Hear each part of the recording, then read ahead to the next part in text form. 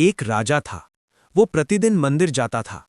उसके साथ उसके अंगरक्षक यानी सुरक्षा रक्षक भी हुआ करते थे। मंदिर में दर्शन करने के बाद राजा कुछ क्षणों के लिए मंदिर की सीढ़ियों पर बैठता था। उस समय मंदिर की सीढ़ियों के दोनों ओर दो भिखारी बैठे रहते थे। उनमें से एक भिखारी कहता था, राजा, भगवान ने तुझे बहुत कुछ दिया है, तो तू उसमें से थोड़ा मुझे भी दे। उसी समय दूसरा भिखारी कहता था, हे भगवान, तूने राजा को बहुत कुछ दिया है, तो तू मुझे भी थोड़ा दे। अर्थात एक भिखारी राजा से मांगता था तो दूसरा भगवान से प्रार्थना करता था। राजा से मांगने वाला भिखारी दूसरे भिखारी से कहता, राजा ही हमारा भगवान है, उनके होते हुए तू भगवान से क्यों मांगता है? भगवान कुछ नहीं देते, राजा ही हमारा पालनहार है, वही हमें देगा। इस पर भगवान से मांगने वाला भिखारी कहता, ये सच है कि राजा हमारा पालनहार है, लेकिन पूरी सृष्टि का पालनहार तो भगवान ही है। इसलिए अगर कुछ मांगना ही है तो मैं भगवान से ही मांगूंगा। भिखारियों की रोज की ये बातें सुनकर राजा ने एक दिन उन्हें गुप्त दान देने का फैसला किया। राजा ने एक बड़े पतीले में खीर भरकर भेजी।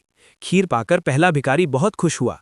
उसने दूसरे भिखारी से कहा, देख, राजा से मांगने का फायदा, उन्होंने मेरी मुराद पूरी की, वरना तेरा भगवान तो तेरी सुनता भी नहीं। ऐसा कहकर पहला भिखारी भरपेट खीर खाता है। पेट भरने के बाद वो बची हुई खीर दूसरे भिखारी को देते हुए कहता है, तू भी थोड़ी खीर ले और राजा का आभार मान। ये कहकर उसने खीर का पतीला दूसरे भिखारी को थमा दिया। जब दूसरे भिखारी ने बची हुई खीर पी तो उसे पतीले के नीचे सोने की मुद्राएं मिली। ये देखकर वो खुशी से झूम उठा।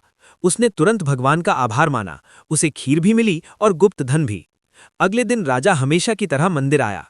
उसे लगा कि जो भिखारी हमेशा उससे मांगता था वो आज वहां नहीं होगा, क्योंकि उसका जीवन बदल गया होगा। लेकिन वहां जाकर देखा तो सब उल्टा ही था। राजा ने उस भिखारी से पूछा, क्या तुम्हें खीर नहीं मिली?